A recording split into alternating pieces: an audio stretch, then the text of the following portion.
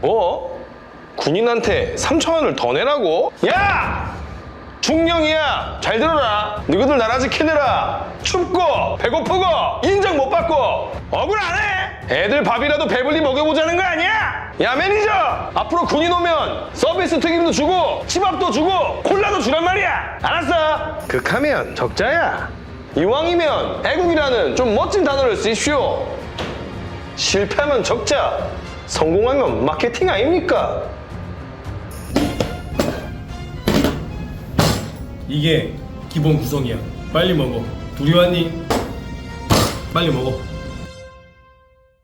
자, 경제적 노예, 군인 가족이라는 내용인데요. 원래 우리가 요즘에 인플루언서들이나 코로나 겪고 나서 가장 많이 났던 게 뭡니까? 경제적 자유라는 단어가 정말 많이 나왔습니다. 경제적 자유가 무엇이냐? 내가 일하지 않고 은퇴하고 임대 수익이나 갖가지 부업이나 자동화 수익을 통해서 내가 월 1,000만 원을 벌겠다. 경제적 자유를 누린다라는 그런 판타지 같은 이야기로 성공파리한 애들도 많았는데 사실 그런 건 아무나 될 수 있는 건 아니죠. 되는 사람들도 있습니다. 그리고 그렇게 되신 분들도 제 주변에 있고요. 근데 그런 분들이 경제적 자유를 얻었다고 해서 일을 안 하진 않아요. 말로만 경제적 자유지 실제로는 경제적 자유를 누리려고 일을 하는 거죠. 경제적 자유라는 단어로 일을 존나게 열심히 하고 있습니다. 근데 이제 말로는 주변 사람들한테는 경제적 자유라고 이야기하지만 그 누구보다도 일을 열심히 하고 그 누구보다도 돈을 탐내는 사람들. 그런데 경제적 자유를 외치고 있죠. 사실 그렇게 돈을 버는 거는 벌 수 있죠. 노력하면 벌 수 있고 노력하면은 뭐 월 1,000, 월 2,000, 3,000 벌 수 있죠. 근데 누구나 할 수 있는 건 아닙니다. 그리고 사람마다 성향이 있어요. 그러니까 뭐 그런 부의 추월차선이라는 책도 있지 않습니까? 그런 책 보면은 결국은 그겁니다. 돈을 많이 벌고 싶어, 람보르기니 타고 싶어, 사업해. 사업하면 돼. 직장 다니면 넌 안 돼. 직장은 남을 위해서 일하는 거야. 사업을 해. 널 위한 일을 해. 너가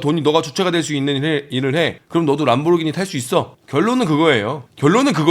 부의 추월차선. 근데 누군가는 그렇게 추월차선을 통해서 빠르게 진격하고 빠르게 돈을 벌고 잘 되는 사람들도 있지만 대부분의 사람들은 그렇게 못합니다. 대부분의 사람들은 그냥 순탄한 길을 가는 사람들도 있고 순탄한 길에 맞는 사람들도 있고 순탄한 길로 가야 하는 사람들도 있어요. 그러니까 여러분들 모두가 다 그렇게 될 수는 없습니다. 하지만 그렇다고 해서 그 잘못된 건 아닙니다. 이제 한때 그 부의 추월차선이 있었는데 이제 군인은 서행차선이 아니죠. 군인은 이제 역주행입니다. 부의 역주행. 존나게 달리고 있는데 알고 봤더니 반대 차선으로 달리고 있는 거죠. 여기 뭐지? 부의 역주행입니다. 또 경제적 노예, 군인 가족. 이게 무슨 말이냐? 경제적으로 지금 볼모가 잡혀가지고 그만두지 못하고 그냥 일하고 있는 군인들입니다. 경제적으로 자유를 누려서 내가 일을 떠나는 게 아니라 이 경제적인 이 고리 때문에 그만두지 못하는 현재 군인들의 상황. 근데도 계속 시간이 갈수록 계속 이게 맞나라는 생각이 들 정도로 문제점들이 나오고 있는데 오늘은 군인 가족에 관련해서 이야기를 한번 해보려고 합니다. 자, 군인 장교들이 평균 이사 횟수입니다. 자, 보시면은 육군은 2에서 3년 단위로 혹은 1년 단위로도 이사를 하고요. 해군 해병대 같은 경우는 1년에서 2년 단위로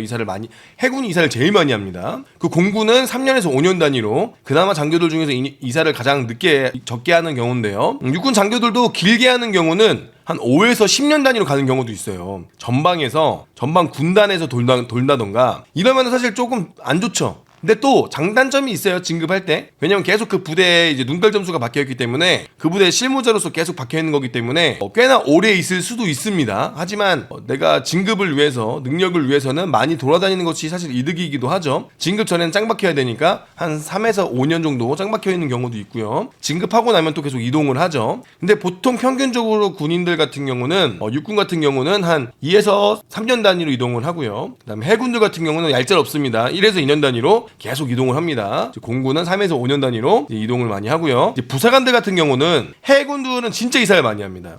해군 부사관들 같은 경우는 뭐 1에서 2년 정도의 이사를 하는 경우가 꽤 있습니다. 해군들은. 근데 이제 해군들은 자기만 이사를 다니고 이제 가족들은 두고 다니는 경우도 있는데 워낙 이사를 많이 다니니까. 거기다가 육군 부사관들 같은 경우도 원래는 한 부대 쭉 오래 있을 수 있었지만 그래도 10년에 한 번 이사가 가능은 했고요. 10에서 15년 단위로. 근데 지금 진급하면은 10년에서 부대를 옮겼는데 또 진급을 하면 이동을 해야 되죠. 그럼 또 5년 단위로도 이동을 가능한 거고 결국 지금 군인들은 다 같이 이사를 다녀야 되는 상황이다라는 거를 인지하고 계시면 됩니다. 특히나 장교들을 좀 바라봐야 되는데요. 장교들이나 해군 부사관을 좀 봐야 될 것 같은데 자, 우리가 군인 이사 비용이라는 것이 지원이 됩니다. 자, 내용을 한번 보실까요? 자, 가족이사와 단독이사라고 하는데 가족이사는 무엇이냐? 부양가족이 함께 이사하는 경우 결혼은 한 사람 기혼자겠죠. 단독이사는 본인 혼자 이사 가는 경우 이거 총각들이겠죠. 자, 총각들 같은 경우는 기혼자 숙소가 아니라 그 미혼자 숙소 같은 경우 독신자 숙소를 받으면은 29만 원으로 이사가 가능합니다.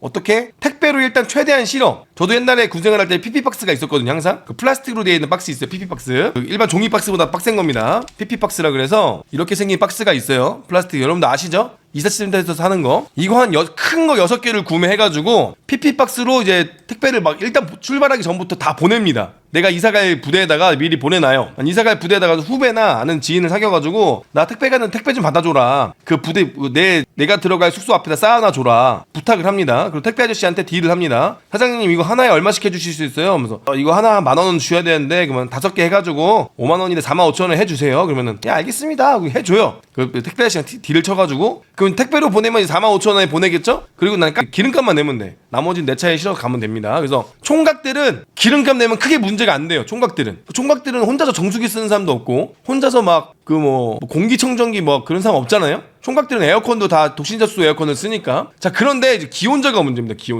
기혼자들은 이제 이사 비용이 이렇게 나오는데 보시면 뭐 40kg 정도는 119만 원, 41kg부터는 뭐 이렇게 나오게 됩니다. 근데 보통 우리가 권역별로 이동을 한다면 200km 정도 이동을 해요. 210만 원 이 연저리로 가는데 이것이 뭐 3자녀 이상 시에는 10% 가상금을 붙는다. 10%라고 해봤자 뭐 얼마 안 되죠. 자, 그런데 이제 보시면 실제 사연입니다. 뭐 유튜브를 통해서 우리나라 군인의 현실에 대한 여러 이야기를 잘 다뤄주셔서 답답한 일들이 뻥 뚫리는 것처럼 시원해질 때가 많다. 영상만 보다가 제가 사연을 보내게 된 이유는 23년부터 시행된 진급자 교류로 인해서 저희 가정이 타 지역으로 이사를 가야 되는 상황이다. 국민청원 글을 올렸다. 나중에 국민청원 글은 제가 링크를 걸어두도록 하겠습니다. 많이 청원해 주시고요. 사실 정말 솔직하게는 국민청원 동의글이 30일 동안 5만 명의 동의를 채워야 되는데 이 부분에서 홍보도 요청해 드리고 싶고 뚜렷한 목적이 있다. 군인 가족이 되기 전까지는 군인은 관사 나오니까 직걱정은 없겠네 라는 생각을 했다. 관사는 신청하면 바로 배정되는 줄 알았고 특히 이번같이 진급자 교류로 이사를 하는 경우에는 이미 확보된 관사로 배정받아서 이사 준비를 널널하게 하면 되는 줄 알았다. 하지만 인기 있는 관사는 언제 순번이 들어올 줄 모르고 대기를 해야 되고 인기 있는 관사라 해도 일반 민간인분들이 생각하는 집의 컨디션이 아닐 수도 있다는 것을 알게 되었다. 그럼 대기가 없는 관사로 되지 않느냐라고 묻는 사람들이 있는데 대기가 없는 관사는 그만큼 컨디션이 좋지 않거나 주변 생활권이 그 흔한 편의점도 없다. 이 이야기는 제가 좀 이따 하겠습니다. 대기 관사가 없는 관사는 컨디션이 심각합니다. 이건 월세로 내놔도 안 나가는 집이에요. 월세로 내놓으면 에이 씨발 뭐야 진짜 어느 정도냐 잠만 잘 거니까 나는 퇴근하고 잠만 잘 거니까 괜찮아요 하는 사람들이 들어가는 집 수준입니다. 여기서 말하는 대기자가 없는 집은 뭔 말인지 아시겠죠? 내가 새벽 일을 하는데 잠만 자면 돼. 나는 괜찮아. 총각들이 아저씨들 아유 괜찮아요 잠만 잘 건데요 뭐 음식도 안 해 먹어요. 배달 음식 시켜 먹으면 되죠 뭐. 알았어요. 잠만 잘 건데요 뭐. 대신 좀 깎아 주실 거죠? 그 정도의 집입니다. 부동산에서 집을 내놓으면은 안 나가는 집 있지. 똑같은 거야. 똑같은 거라고. 안 나가는 집. 안 나가는 집은 결국 월세로 내놔도 안 나가는 집인 거야. 그러니까 누가 봐도 이 집에 살기 좀 그런데? 그런 집입니다. 자, 그리고 부대 이동으로 인한 이사비는 합리적으로 책정되는 줄 알았다. 근데 보니까 합리적인 부분들이 아니라 현실적인 부분들이 고려되지 않는 부분들이다. 현재 군에서 지원되는 이사 비용은 단순히 거리로만 계산되어서 비용이 책정된다고 한다. 아까 보여드렸죠. 즉 오르고 있는 물가, 이사 비용이 평소보다 부쩍 오르는 이사 성수기 시기에는 각 가정마다 다른 짐의 용도 등 다른 짐 정도 등 현실적인 부분이 배제되고 단순히 이동거리로 만 계산이 되기 때문에 부대 이동으로 인한 이사 시 가정에서 이사 비용을 추가해서 가야 된다. 그리고 이사 시에는 실제 비용보다도 입주 청소 비용, 에어컨을 포함한 각종 가전, 이전 설치 비용 등 추가적으로 들어가는 금액이 만만치 않다. 직업 특성상 이동이 잦은 군인의 경우 이사 비용이 합리적으로 지원되지 않으면 이사되는 비용 외에도 모든 비용이 각 가정마다 개인 사비가 들어가야 되는 것인데 이게 정말 무시하지 못하는 비용이다 보니까 문제가 된다고 생각한다. 실제로 이번 국민 동의 청원글을 올리고 가족분들이 많이 계실 만한 카페에 공유하면서 알게 된 내용인데 이사 비용만을 위해서 적금을 들고 계신 분들이 있다고 하더라. 지금 부사관 월급으로 애들 학원비도 못 내고 있는데 빠듯한데 식비도 아껴야 되는 상황에서 여기서 이사를 위해서 적금을 들고 있는 사람들도 있다. 원해서 하는 이동이 아닌데 개인 사비가 들어야 되고 그때마다 큰 돈이 들어가는 걸 미리 준비하기 위해서 언제 이동할지 모르는 이사를 위한 적금을 들여야 한다는 것이 너무나 답답하다. 그래서 이사 비용에 대해서 뭐 언급해 줬으면 좋겠다라는 내용이에요. 자 이런 내용인데 보도록 하겠습니다. 자 제가 저번에도 한번 참수리 영상 보면서 한번 설명한 내용인데 한 번 더 설명을 해드릴게요. 이 내용은 뭐 아무나 될 것 같습니다. 자 아까 말씀드렸듯이 이사 비용이 200km 기준으로 했을 때 기존으로 되어 있네요. 죄송합니다. 200km 기준으로 했을 때 210만 원이라고 보시면 돼요. 거기다가 실제로 이삿집 센터 비용은 약 230만 원 정도가 든다고 하면 더 들 수도 있어요. 왜냐면 이사 센터비도 올랐어요. 올해 또 시급이 오르지 않았습니까? 여러분들 인건비는 매해 오릅니다. 그리고 이렇게 힘든 일을 또 안 하려 그래요. 그래서 이삿집 센터 비용이 또 올랐어요. 그 사이에 금액이 올랐습니다. 230만 원으로. 그리고 입주 청소비. 입주 청소 네가 하면 되지 않느냐? 그러면 내가 그 집에 미리 가서 하루 정도 내가 차를 끌고 가서 미리 가서 청소를 싹 해야 된다는 건데, 아이를 키우는 엄마 입장에서, 그리고 내가 출근해야 되는 군인 입장에서 내가 하루 전에 가서 청소를 스스로 하고 집을 받아들일 준비를 한다? 그 정도의 여유가 있지 않습니다. 그리고 무슨 군인들은 천인도 아니고 입주 청소를 보통 맡겨서 합니다. 평당 10,000원 정도, 15,000원 정도 수준을 하는데요. 4인 가족 기준으로 했을 때 입주 청소비가 약 30만 원 이상이 듭니다. 30만 원은 미니멈으로 잡은 거예요. 미니멈으로 잡은 거예요. 자, 마치 마이너스 50만 원. 거기다가 인터넷, TV 이전 설치비가 5만 원인데 이거 더 들 수가 있는데 제가 미니멈으로 잡은 겁니다. 자, 도시가스 이전도 해야겠죠? 4만 원이고요. 정수기 이전 설치비도 4만 원인데 여기다 비대나 거기다가 식기세척기까지 포함되면은 돈이 더 들어가겠죠. 요즘에 비대 없는 집 없죠. 그렇잖아요. 비대 없는 집 없습니다. 비대까지도 들어가는데 이거는 또 안 할 수도 있으니까 제가 빼도록 하겠습니다. 비대와 식기세척기도 포함하면 10만 원이 더 들어갑니다. 거기다 에어컨 설치비만 20만 원에다가 냉매 채우고 뭐하면 더 들어갈 수도 있습니다. 미니멈으로 잡으면 미니멈으로. 그리고 기타 비용이 최소 20만 원이 들어갑니다. 왜? 이동하는 거 기름값에 또 이동하면 거기서 뭐 이것저것 사고 또 뭐 집 옮기니까 챙기고 하면은 최소 그냥 이동하는 데만 해도 20만 원이 들어갑니다. 그쵸? 사람이 움직이면 거기서 뭐 바로 잘 수 없을 수도 있고 여러 가지 기타 부대 비용이 들어가면 20만 원이 들어갑니다. 그러면 대략 했을 때 그냥 한 번 이사하는 데만 최소 100만 원 이상이 있어요. 최소 한 번 이사하는데. 그러면 이게 1년이나 2년에 한 번씩 이사하는 해군 부사관이나 해군 장교들, 그 다음에 육군들은 이거를 105만 원을 자기 월급에서 빼야 된다고 생각을 하시면 돼요. 그럼 한 달에 대략 9만 원 돈을 매달 월급에서 뺏긴다고 생각하시면 돼요. 왜? 이사를 해야 되니까. 그러면 이제 지금 내가 우리 아이 학원 하나 보내기도 아깝고 학습지 하나도 할 수 있는 돈인데 그거를 그냥 매달 저렇게 이사 비용으로 날리는 거예요. 그럼 너무 아깝죠, 사실은. 이게 그렇게 큰 돈도 아닌데 이사를 뭐 매일 다니는 것도 아닌데 이 비용이 너무 비현실적이라는 거죠. 현실적으로 좀 반영을 해줘야 되는 너무 비현실적인 금액으로 반영이 되어 있습니다. 군인 가족들은 지금 특히나 뭐 장교들은 그래 그나마 칩시다. 그런데 부사관들 같은 경우는 상사만 돼도 월급이 한 그 300에서 300 좀 넘어요. 그러면 그 돈에서 4인 가족을 다 먹여 살린다는 거는 사실 좀 많이 힘들죠. 너무 아깝죠. 이 한 푼 한 푼이 아까운 상황인데 100만 원을 모이면 1년에 100만 원을 모아서 이사를 위해서 쓰겠다? 아, 정말 너무나 안타깝죠. 너무 짜증이 나죠. 자, 근데 여기서 또 중요한 게 무엇이냐? 그러면 군인 와이프가 직장을 구할 수 있을까요? 군인 와이프가 직장을 구할 수 있을까? 여기다 이제 부사관 진급 고의료가 터지면서 크리티컬 터졌는데, 자, 봅시다. 지금 또 부사관들 이동하니까 관사는 또 안 나오죠. 전세자금 지원은 막혀있죠. 이사 비용은 마이너스 100만 원입니다. 근데 지금 와이프는 또 직장을 옮겨야 돼요. 갑자기 이제 부사관들이 진급 교류가 되면서 이사를 해야 되니까 와이프가 직장을 다니시던 분들은 장교들 와이프도 아예 직장을 못 가지죠. 왜? 남편이 1년에 한 번 이동하니까 이산가족 말고는 직장을 못 구해요. 그러니까 부사관 와이프들도 직장을 못 구하죠. 못 구해요. 근데 그 나이에 내가 직장을 옮겨야 되는데 지금 30대 중반인데 취직이 가능할까? 가능할 수도 있죠. 그러면 또 어디 알바나 해야겠죠. 와이프들 또 어디 뭐 카페나 어디 또 알바 지원하면 사장님도 써줄까? 나이 30 넘은 사람들은 잘 안 써줘요. 애기 엄마들 잘 안 써줍니다. 왜? 애기 엄마면 또 애기들 아프다 그러면 출근 못하죠. 또 애기들 뭐 어린이집 행사했다 그러면 출근 못해. 사장님 죄송해요.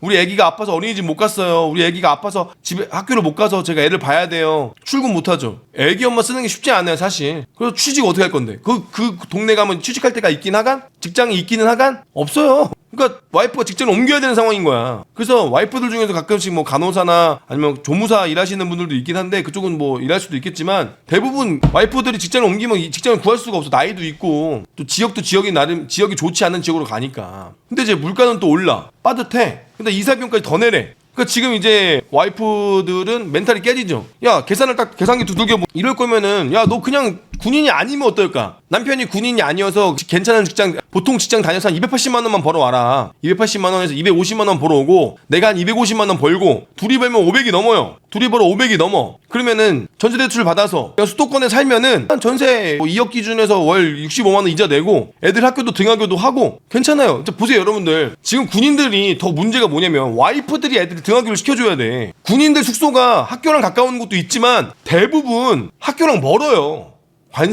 관사 애들 다 학교 픽업 시켜줘야 돼. 초등학교를. 이거 기회비용을 생각 못하더라. 와이프가 애들을 매번 학교 데려다주고 데리고 와야 돼. 그래, 오는 거는 뭐 지들끼리 좀 크면 오겠지만 데려다 줘야 된다니까? 학교에다가? 이게 보통 일인 것 같지? 이게 작은 기회비용이 아니에요, 여러분들. 이거 봐봐. 육군 주변에 아이들 데리고 있는 부모들은 엄마가 대부분 학교 보내줘야 돼요. 등하교에 대한 기회비용은요. 이거 기회비용 어마어마합니다, 여러분들. 이것 때문에 출근을 못 하는 거예요. 이것 때문에 직장 구하기도 어려워요. 물론 아이들 일찍 깨워서 어린이집 보내고 출근하는 사람들도 있죠. 그리고 또 일 끝나면 데리고 오는 사람들도 있잖아요. 물론 그렇게 하시는 분들도 있지만 그냥 애들이 학교 갈 수 있는 거리에 집이 있지 않잖아요. 군인들 대부분 멀단 말이야. 버스도 안 와. 심지어 왜? 거기 사람이 별로 안 사니까 버스도 안 온다고. 물론 오는 경우도 있어. 그럼 내 애들을 내내 내가 데려다 줘야 돼. 그럼 이 기회비용도 꽤 된다는 거예요. 왜냐, 누군가는 가정이, 와이프가 가정을 지켜야 돼. 옛날에는 아빠 혼자 벌어서 먹어 살릴 수도 있겠지만 이건 지금 같은 시대에는 물가가 오르고 이 상황에서는 맞벌이를 할 수밖에 없는 상황인데, 그러면 결국은 그냥 한 달 벌어 한 달 사는 수준밖에 안 되는 거예요. 그러니까 역행한다는 얘기가 괜히 나오는 게 아니에요. 물론 제가 지금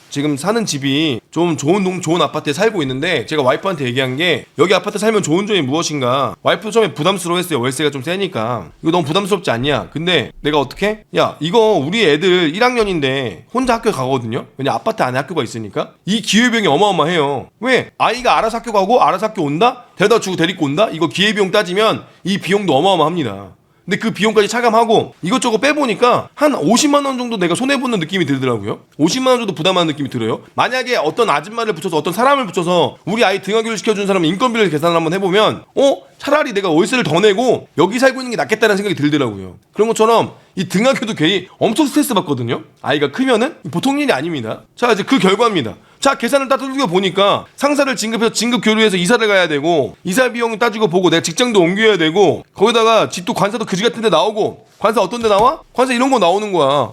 대기가 없다고? 여보, 대기 없는 관사 어떤데? 이야, 여보, 여기서 살아야 돼? 대기 없는 관사야. 자, 여기 보이시면 바닥 쫙쫙 갈라지고, 이거 나보고 이거 공사하고 살라고? 나보고 이거 인테리어 하고 살라고? 돈도 없어 죽겠는데? 자, 옆에 있는 저기 몰딩 저 부엌 보세요. 저 초창기 때 부엌 그대로 있고. 저 화장실 보십시오, 여러분. 화장실. 저게 언제적 화장실입니까? 물론 쓸 수는 있죠. 물론 살 수는 있죠. 그런데 여러분들 여기서 5년 10년 살려고 하면 좀 암울하죠. 우울증 오죠. 그럼 여기다 내가 꾸미고 살아야 되는데, 꾸미면은 나중에 나갈 때 원상복구 시키려고 하면 어떻게 할 건데? 그러니까 이제 이런 거 보면 답답하죠. 그럼 좀 더 기다려볼까? 다른 데 전세 구하면 안 되는데, 전세자금 지원 안 나온대? 응, 안 나온대. 그럼 여기서 살아야 돼? 여보, 그러면 우리 가서 다시 한번 계산해보자. 우리 여보가 일을 그만두고 여보가 괜찮은 직장을 구하고 나도 돈을 벌면 생각보다 좋아 보인다고요? 본인이 생각한 건 거의 초가집을 생각하신 거예요? 도배장판 하고 들어간 것도 여러분 돈 꽤 들어가요. 도배장판 하면 100만 원 또 깨져요. 여기서 플러스입니다. 여기 이사하는 비용에서 도배장판까지 하고 들어가면 100만 원 플러스 마이너스 200만 원이에요, 그럼. 근데 중요한 건 뭔지 아세요? 도배장판 대부분 하고 들어가요. 이거는 미니멈으로 잡은 거고, 여기다 도배장판까지 포함되는 거예요. 자, 이제 와이프들 계산을 두들겨 보니까, 여보, 그러면 내가 250만 원 벌고 당신이 280만 원 벌어도 지금 이거보다 나을 것 같은데? 지금 이거보다 나을 것 같아. 우리 아이들 학교 보내는 것도 학교 근처에다가 아파트 전세를 얻어가지고 아이 학교도 지금 혼자 살 수 있게끔 하고, 애들도 친구들 좀 사귀고, 이제 계속 이사 안 다니고, 그 정도로 차라리 이사 가는 게 낫지 않을까? 경기 남부나 평택권이나 의정부권이나 그런데 일 구하면 되잖아. 그게 낫지 않을까? 라는 계산이 두들겨지죠. 계산기가 두들겨집니다. 자, 그 결과입니다. 그 결과 부사관들의 전역률은 어마어마하게 늘고 있어요. 어마어마하게. 작년에 22년도에 1040명, 2003년도에 1700명, 이번에도 1700명입니다. 부사관이 1000명이에요. 이 중에 거의 상사가 어마어마하죠. 자, 이런 식으로 지금 부사관들이 이렇게 대이탈을 하고 있는 겁니다. 자, 이 복합적인 원인이 있어요. 물론 봉급이 오르지 않는 거, 당직 근무, 여러 가지 복합적인 이유도 있지만, 진급 교류로 인해 더 가속화된 건 팩트죠. 진급 교류를 하면서 남편만 보내놓고 바로 전역 지원서 내고 전직 교육 가고 바로 그 상태에서 준비하는 사람들이 많다라는 겁니다. 진급자 교류를 해서 김상사가 온대. 오자마자 안녕하세요, 저 육아휴직 냅니다. 육아휴직 오자마자 아이들이 있으니까 일단 육아휴직 때리고 1년 육아휴직비 받고 바로 끝나자마자 저 전직교육 가겠습니다. 자, 또 공석이 생기죠. 우리 부대에 전후반 교류로 김상사가 왔어요. 오자마자 육아휴직 때립니다. 육아휴직 돈 나올 때까지 한 다음에 끝나자마자 바로 전직교육 때려버려요. 전역하겠답니다. 직보반 가야 되죠. 자, 직보 가는 동안 공석입니다. 이 공석은 누가 채웁니까? 이 공석은 누가 채워요? 그럼 또 남아있는 군인들이 2인분 3인분 하겠죠. 자, 서로 고통스러운 결과가 계속 나오는 거예요. 서로 고통스러운 결과가. 이 사람이 나가니까 또 누군가 대신해야 되고. 지금 이 고통의 악순환이 매우 심각합니다. 이 악순환, 이거 어떻게 할 겁니까? 이미 허리가 나가고 의지 있는 사람도 나가버리고 지금 모두 다 복무의 의지를 잃어버렸어요. 그러니까 아까 말한 말처럼 경제적 노예라는 거예요. 그만두지 못하는 사람들, 멈출 수 없는 사람들, 내가 이번 달에 안 벌면 우리 가족들 챙겨줄 수 없기 때문에 억지로 출근하는 사람들, 복무 의지, 내가 싸워서 이기는 군인이라는 자부심보다는 경제적 노예가 된 겁니다.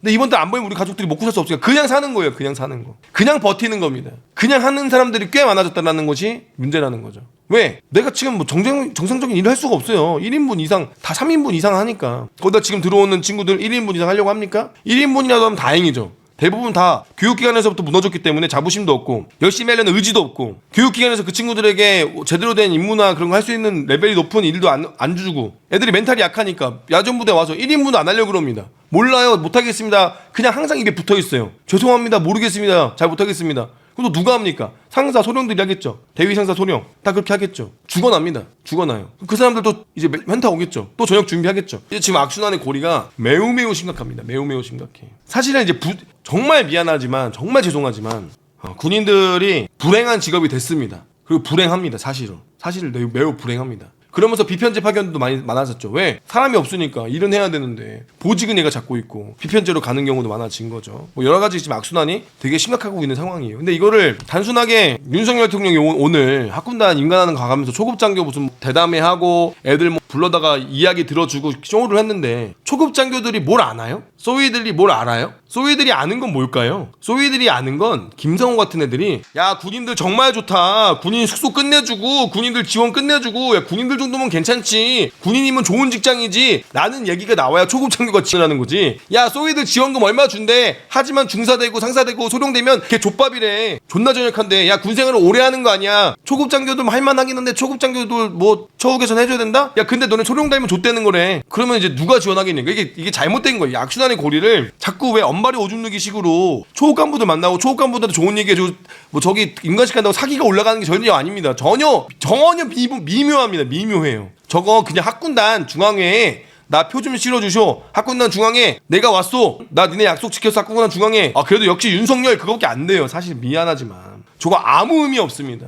아무런 사기 증작도 안 되고 아무런 의미가 없어요. 대통령이 학군단 임관식 갔다 그냥 다수의 장교 임관하는 그 행사에 학군단 중앙에 나 갔다 얼굴 비치는 거 끝입니다. 현역 군인들이 전혀 힘을 얻을 수 있는 그게 아니에요. 진짜로 이제 군의 개혁을 하고 군의 사기를 이끌어주려면 정말 상사급들이나 소령급들을 만나서 이야기하는 것이 맞고 군인 가족들을 불러서 정말 입 틀어막는 게 아니야. 근데 입 틀어막을 수도 있겠다. 그지? 막 괜히 말하다 쫓겨나는 거 아니야.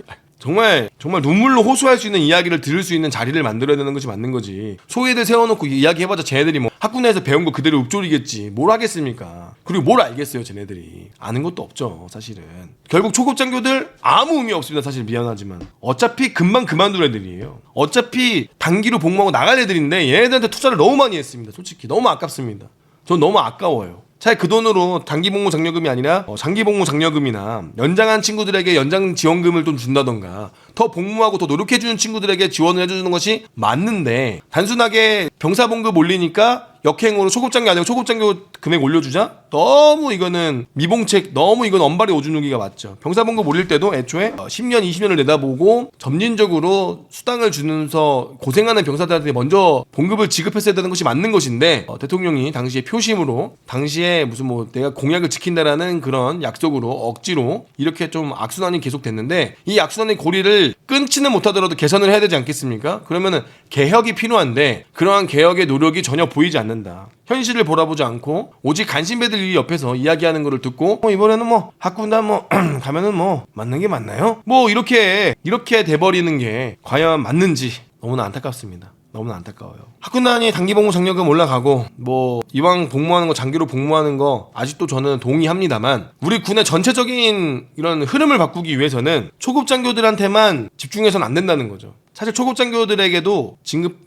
저런 거를 저는 너무 많이 줬다고 생각을 해요. 더 높으신 분들이 정말 큰 미래를 봤다면 지금의 군에서 가장 주축을 이루고 있는 대위 소령, 중사 상사들에게 더 힘을 실어주고 그들이 후배들에게 군인이 참 좋은 직장이야, 나는 군생활 오래 할 거야 라는 얘기가 나와서 후배들이 그걸 바라보고 와 정말 좋은 직장이고 좋은 곳이구나 라고 해서 올 수 있어야죠. 근데 지금 그런 잘못된 일들이 계속 벌어지고 있습니다. 초급 간부가 부족한 게 문제인가? 절대 그렇지 않습니다. 지금 초급 간부들도 부족하지만 지금 제가 저번에 방송에서 말씀드렸지만 중대장이 지금 공석이에요. 중대장들이 공석이고 지금 행보관들도 공석이어서 중사가 행보관 하는 경우도 꽤 많고요. 그리고 지금 저번에 방송처럼 300명 중에 90명이 보직에 들어갑니다. 그러니까 공석이 210석이 되는 거예요. 300석 중에서. 어마어마하죠. 그럼 또 누가 합니까? 또 다른 사람들이 하겠죠. 지금 약간 전방에 있는 사람들은 모를 수가 있어요. GOP나 페바 쪽까지만 가더라도 거기는 전방이니까 먼저 채워주죠. 근데 그 밑에 있는 부대는 중대장이 텅텅 비어있어요. 장교들이 텅텅 비어있고 부사관들이 텅텅 비어있단 말이에요. 중견 간부들이 텅텅 비어있고 과장들, 소령들도 비어있어요. 지역대장들도 비어있고 과장급들도 비어있고 지금 모든 사람들이 정말 이가 없어서 잇몸으로 하고 있는 상황이에요. 잇몸에서 피가 나고 작살이 나고 있는 상황인 겁니다.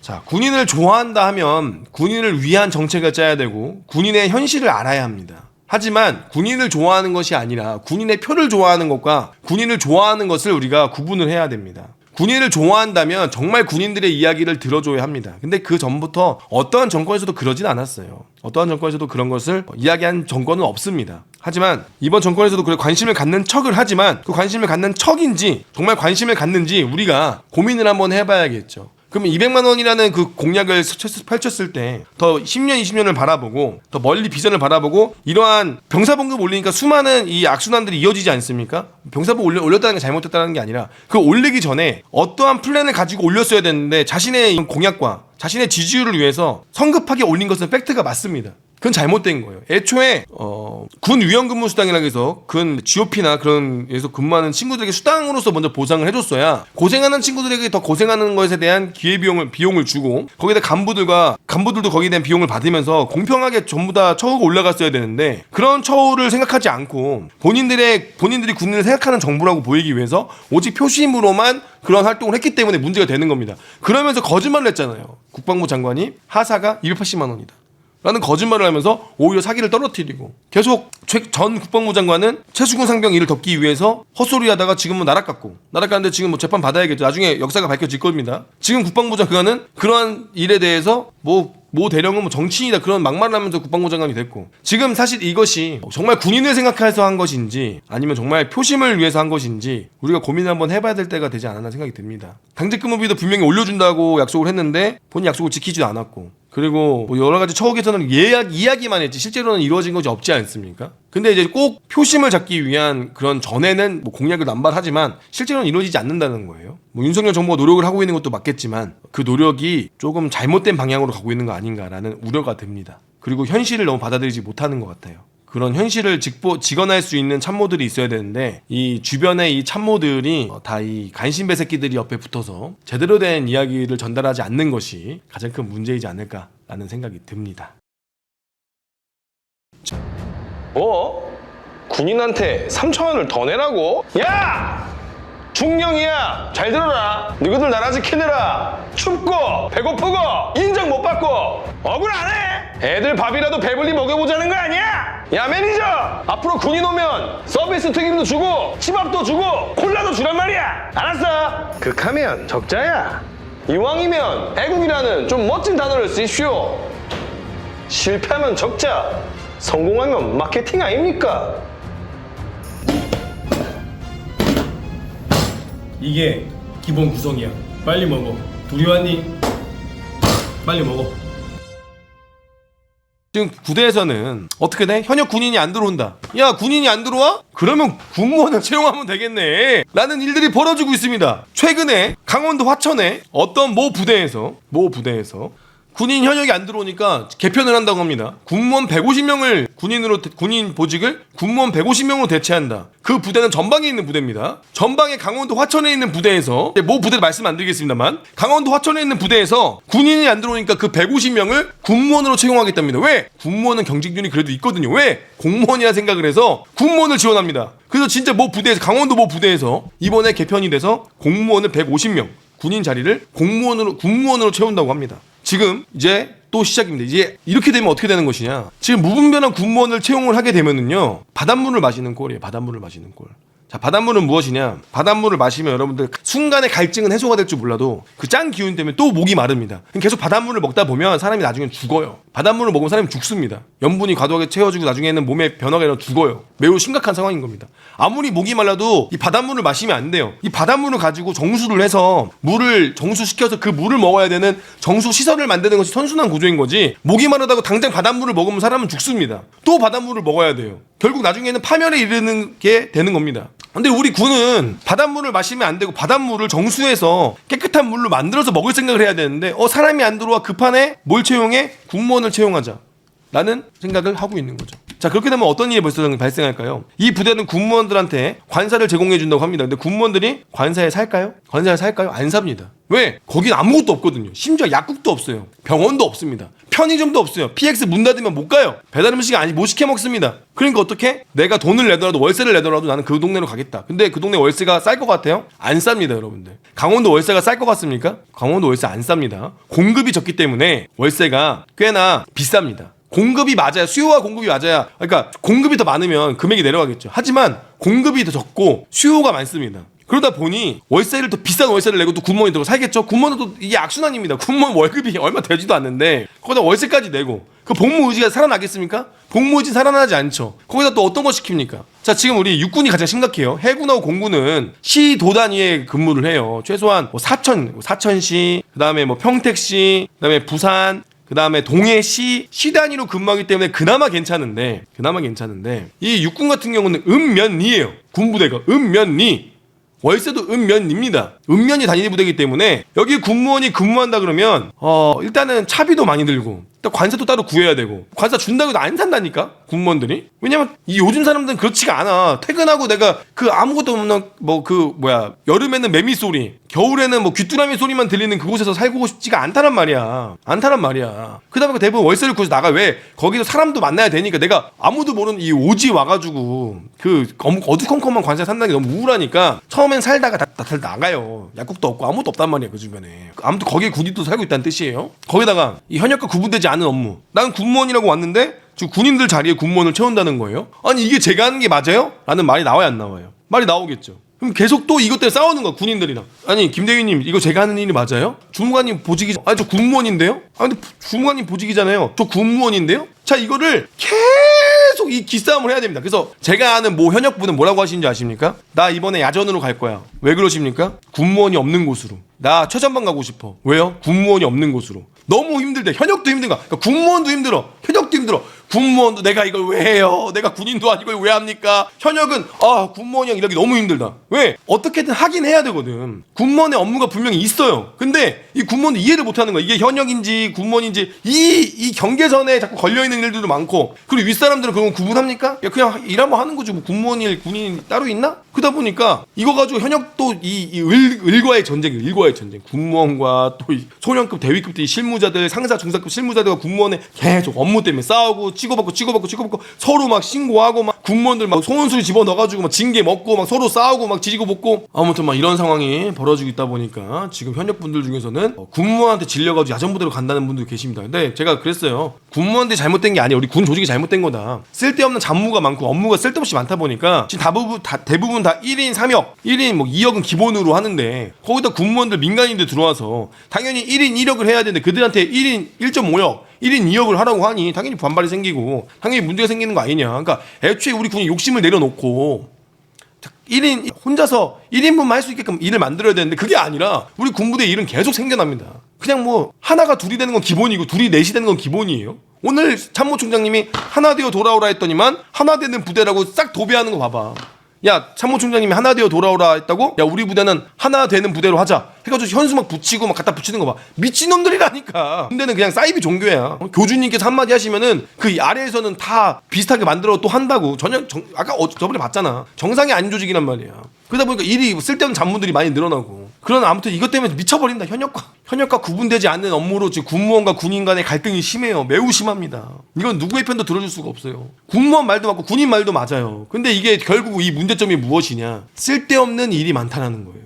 우리가 해야 될 일이 아닌 지휘관의 기분, 지휘관의 그런 얼토당토하는 명분의 그런 일들로 쓸데없는 일들이 많이 생기고, 지휘관이 바뀌면 아무 쓸모없는 일들, 지휘관이 바뀌면 아무런 쓸데기 없는 일들이 지휘관의 판단과 지휘관의 그런 말 한마디로 벌어지는 잡무들이 너무너무 많다라는 겁니다. 너무너무 많아요. 근데 중요한 건 뭐냐? 해야 될 건 열심히 하느냐? 해야 될 걸 놓친다는 거죠. 중요한 건 해야 될 건 놓치고 그것들도 하고 있어요. 나중에 또 해야 될 것도 또 찾습니다. 미쳐버리죠. 그럼 환장할 일이다. 거기다가 우리 육군은 대대급 울타리가 많다 보니까 대대장들의 권한이 너무 세요. 권한이 너무 셉니다. 그 대대급의 군무원들이 간다는 건 뭐야? 현역이 있어야 될 자리인 건데, 대대는 여러분 전술 제대 단위여서 무조건 이동을 해야 됩니다. 전술 이동을 해야 되고, 전술 단위로 이제 이동을 하고 싸워야 되는 부대인데 거기에 군무원이 있으면 어떻게 해야 돼? 또 군무원 두고 갈 거야? 전술련할 때 군무원 두고 갑니까? 근데 군무원 복장이 마음에 안 드네? 야 전시면 군무원이 방탄을 써야 되지 않을까? 총이 날라오는데? 방탄 씌웠다면 군무원 난리 났네? 그럼 어떻게 해야 되지? 군무원을 사실 원래 전술제대 대대급에 넣으면 안 되는 거였어. 안 되는 거였는데 대대급에 넣다 보니까 전쟁 나니까 해군하고 공군은 주체가 뭐예요? 전쟁 날 때 전투기죠.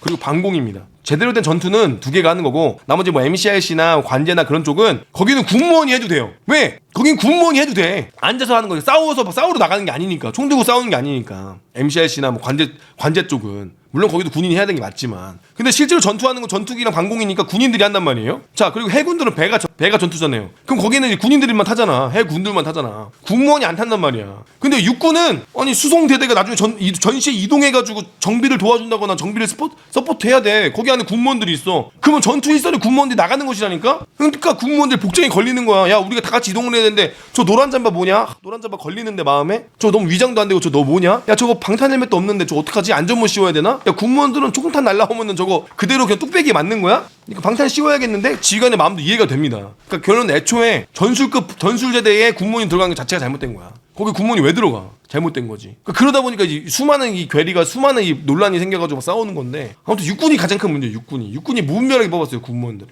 그리고 전투부대가 이제 축소 개편을 해서 전투할 수 있는 부대를 따로 만들고 군무원만 있는 부대를 따로 만들었어야 되는 거야. 군무원이 있어야 될 부대는 정해져 있어야 돼요. 근데 그게 아니라 그냥 군인들과 군무원 섞어놓으니까 이 정신 나간 새끼 어떻게 이렇게 했는지 모르겠어. 미친놈이 간첩이야 간첩. 그 인간이 간첩이야 사실은. 이거는 우리 군을 무너뜨리려고 한 이 오래된 계략이다. 어떻게 군무원하고 군인이 같이 임무 수행을 합니까? 그러면 군인 전쟁 나면 싸워서 나가는 사람들인데 그런 거 하려면 최소한 여단급이나 사단급의 행정 업무를 도와줄 수 있는 그 서포트할 수 있는 곳에 군무원이 갔어야 되는 것인데 그것이 아니라 싸워서 나가는 대대급의 군무원을 배치한 것 자체가 잘못된 거예요. 군무원도 한번 개혁을 해야 됩니다.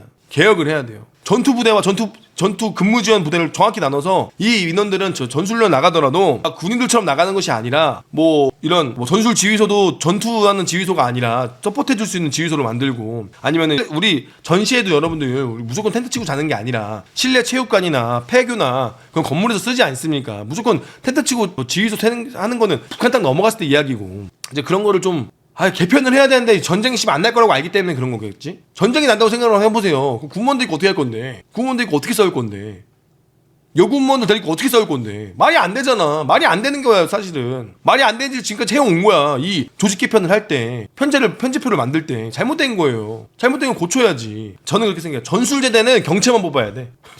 경체만 뽑고 제한상에 걸어. 전시에 군인과 동등한 임무를 수행함. 전술급 부대에는 경체들은 할 수도 있어. 이제 뭐 진급에 실패하거나 아니면 장기가 안 됐거나 아니면은 군에 또 미련 있는 사람들은 경체로 들어올 수 있겠죠. 근데 경체로 들어오면 이제 군인 정신이 남아있기 때문에 이들은 또 군인처럼 활동을 합니다. 또 이것 때문에 또 싸우고 막 이것 때문에도 내부 분란이 있는데 아무튼 이것 때문에 지금 군무원들도 지금 심각한 상황이다. 근데 지금 현역이 안 들어오니까 앞으로 더 군무원을 뽑겠다고 이건데 결국 우리 K군대의 미래는 더 어둡다. 지금 그런 상황입니다. 앞에서부터 쭉 이사 비용부터 쭉 설명하면서 이야기를 했는데 결론은 이런 상황이 벌어지면서 현역 군인들이 많이 안 들어오게 되니까 현역 군인들이 많이 전역을 하게 되니까 그 자리를 누구로 채워? 군무원으로 채용을 하게 되고 군무원으로 채용하게 되면 어떤 일이 발생해? 지금도 분란이 계속되고 지금도 임무수행이 안 되고 있는 상황인데 더 뽑겠다고 하니 거기다 전투부대에도 더 군무원 늘리겠다고 하니 앞으로 우리 군무원의 미래와 우리 군인들의 미래는 더 어두워지고 있고 현역 군인들도 두려워합니다. 군무원이 늘어난다는 거에 대해서. 왜냐면 군무원들한테 총을 들고 싸우러 갈 수 없거든. 근데 총을 들고 싸워야 되는 사람들이 부족한데 군무원들이 더 늘어난다? 지금도 갈등이 이 정도로 심한데 과연 임무 수행이 가능할까? 라는 생각을 현역들도 많이 하고 있습니다. 그래서 결국은 뭐다? 밝은 미래는 없다. 그래서 결론은 뭐다? 왜 이렇게만 붙들지 못하냐? 결국 경제적 노예로 잡혀 있는 것이 아니냐? 라는 생각이 듭니다. 지금 이게 저는 현실이라고 봐요. 그냥 군무원은 군인이 맞아요. 지금 사실 이제 이렇게 되면은 군무원들은 군인이 맞습니다. 근데 값싼 군인인 거죠. 그냥 가성비 군인이 맞아요. 이렇게 되면은 가성비 군인입니다. 연금 안 줘도 돼. 숙소 줄 의무 없어. 약도 안 줘도 돼. 근데 군인처럼 부려먹을 수 있는 그냥 싼 값에 부려먹는 군무원. 근데 과연 이들 갖고 전투를 할 수 있냐 이거야. 내 말은 그거예요. 이들 갖고 싸워서 이길 수 있냐? 저는 이길 수 없다고 생각하는 사람이기 때문에 그러니까 우리 군이 결국 뭐다? 지금 싸워서 이길 수 있는 군대가 아니라니까. 결국은 드러나지 않았지만 거의 폐업 수준입니다. 폐업 수준.